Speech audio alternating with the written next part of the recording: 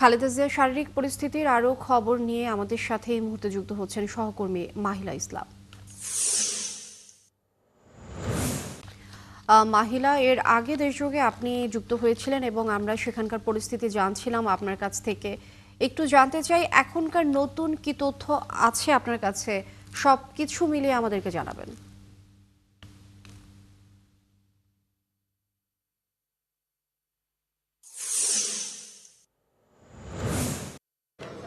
লিনিয়া, আপনাকে ধন্যবাদ।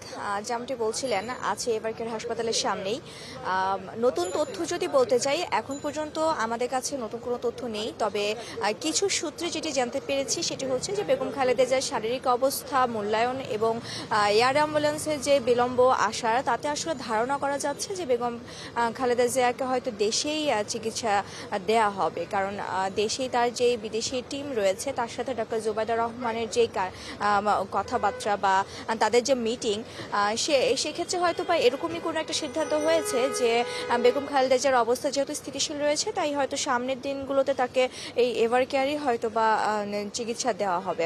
তবে গত শনিবারের পর থেকে কিন্তু চিকিৎসকদের পক্ষ থেকে কিংবা দলের পক্ষ থেকে এই সংক্রান্ত কোনো তথ্য কিন্তু আমাদেরকে দেওয়া হয়নি। যদি আমি একটু দেখাই, আজকের পরিস্থিতিটা আবার একটু অন্যরকম অন্যান্য দিনের তুলনায়। কারণ অন্যান্য দিনে হচ্ছে যেই বেগম খালেদা জিয়ার জন্য যেই ফোর্স, নিরাপত্তা ফোর্স, তারা কিন্তু আসলে একটু এলোমেলো হয়ে থাকলেও আজ বেশ তারা গোছানোভাবেই দাঁড়িয়ে আছে।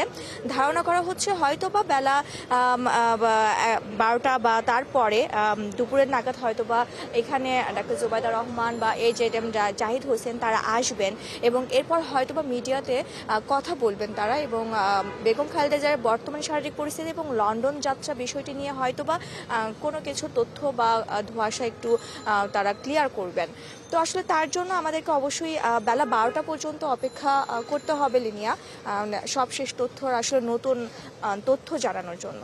তো এবারকার সামনে আসলে পরিস্থিতিটা এরকমই। মাহিলা ইসলাম, অনেক ধন্যবাদ আপনাকে। নিশ্চয়ই 12টায় আবারও যুক্ত হবেন এবং আপনার মাধ্যমে সেখানকার পরিস্থিতি জানবো।